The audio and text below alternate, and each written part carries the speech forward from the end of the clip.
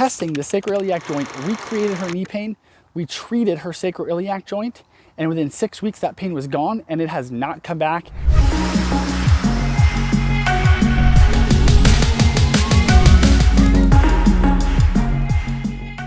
All right, it's another gorgeous day here in Arizona. It is starting to cool off. Today's date of recording is the day before Thanksgiving.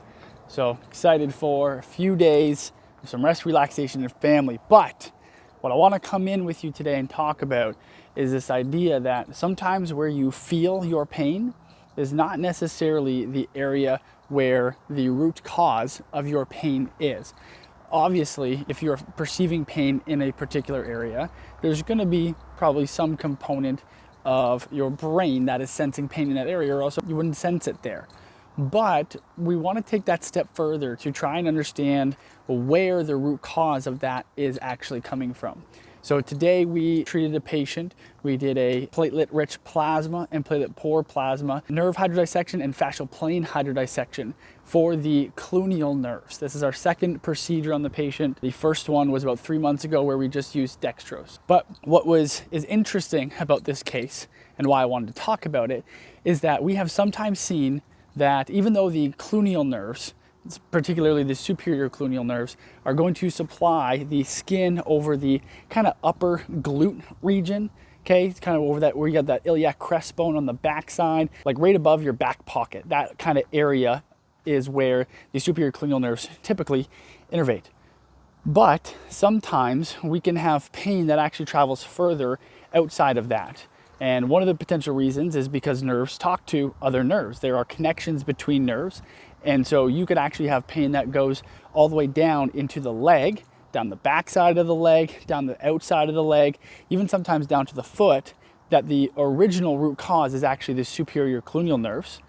And in this patient, it was actually anterior abdominal pain that was the kind of end symptom or end result of the inflammation that she was having in the colonial nerves. The first time that we treated her colonial nerves, when we were actually hydrodissecting around one of the branches of the superior colonial nerves, we recreated the pain that she was having on the front side of the abdomen. If you've heard me talk before, you know how important this is, that when we are doing these procedures, that if we get familiar pain recreation, it means that we're in an area, this needle and this fluid are in an area that the brain is perceiving as painful.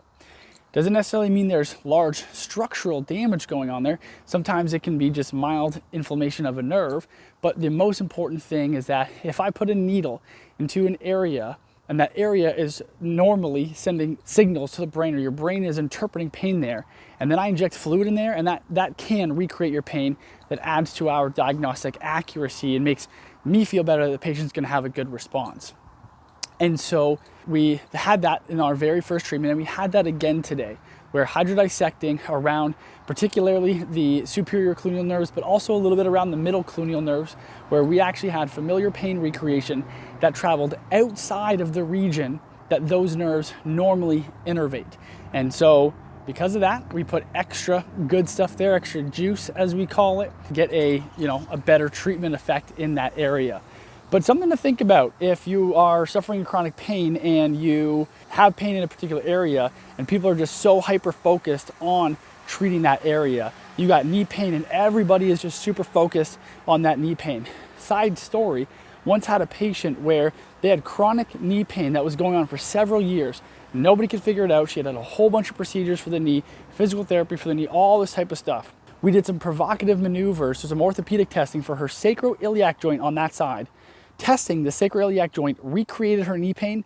We treated her sacroiliac joint, and within 6 weeks that pain was gone, and it has not come back. And I think we're at about a year and a half now, and last time we talked, that pain did not come back. Sacroiliitis was actually causing the knee pain. So sometimes if you're in chronic pain, you need to step back and have somebody or yourself look at other areas that could be feeding into that area and causing you pain. It happens. See you later.